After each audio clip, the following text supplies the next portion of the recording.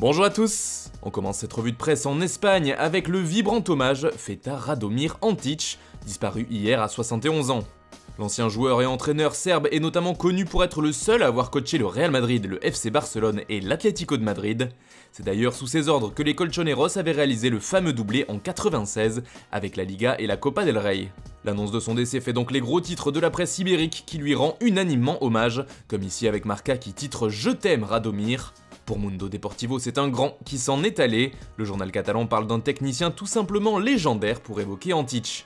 Du côté de l'Angleterre, c'est Liverpool qui fait la une après l'annonce de son volte-face dans l'affaire du chômage partiel. Les Reds avaient décidé de faire appel au plan gouvernemental pour prendre en charge une partie de sa masse salariale, ce qui avait provoqué un véritable tollé. Et cette machine arrière de Liverpool et de son président Peter Moore fait grand bruit outre-Manche.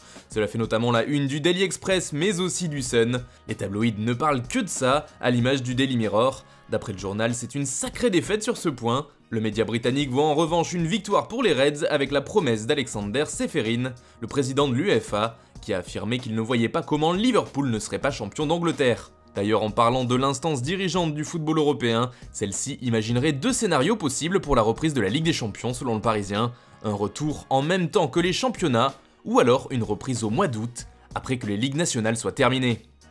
On part maintenant en Espagne où on parle encore et toujours du cas Neymar. Après l'évocation d'un échange avec Antoine Griezmann, c'est une autre information que l'on peut lire ce mardi en une de Sport. D'après le journal, le Paris Saint-Germain aurait changé de position sur le dossier. En effet, le PSG serait bel et bien disposé à vendre sa star brésilienne, tout en acceptant un paiement différé et étalé dans le temps. Pour le quotidien catalan, le club francilien ouvre clairement la porte à un départ de Neymar et il est prêt à négocier. En revanche, la porte, elle, serait bien fermée concernant Kylian Mbappé. D'ailleurs, l'attaquant français fait la une du journal AS aujourd'hui. D'après les informations du quotidien ibérique, le Real Madrid va attendre un an de plus sur ce dossier. Face à la crise du coronavirus et ses conséquences, la Casablanca préfère ainsi reporter l'opération jusqu'en 2021. Un plan qui peut sembler logique puisque le contrat du natif de Bondy s'achève en 2022. Mbappé ne sera alors lié à Paris que pour une dernière année, ce qui pourrait obliger le club français à vendre si son joueur ne veut pas prolonger. Et puis en Italie aussi, on parle marché des transferts. Après les déclarations de Massimo Moratti, ancien président de l'Inter, toute l'Italie se met à rêver de la venue de la Pulga.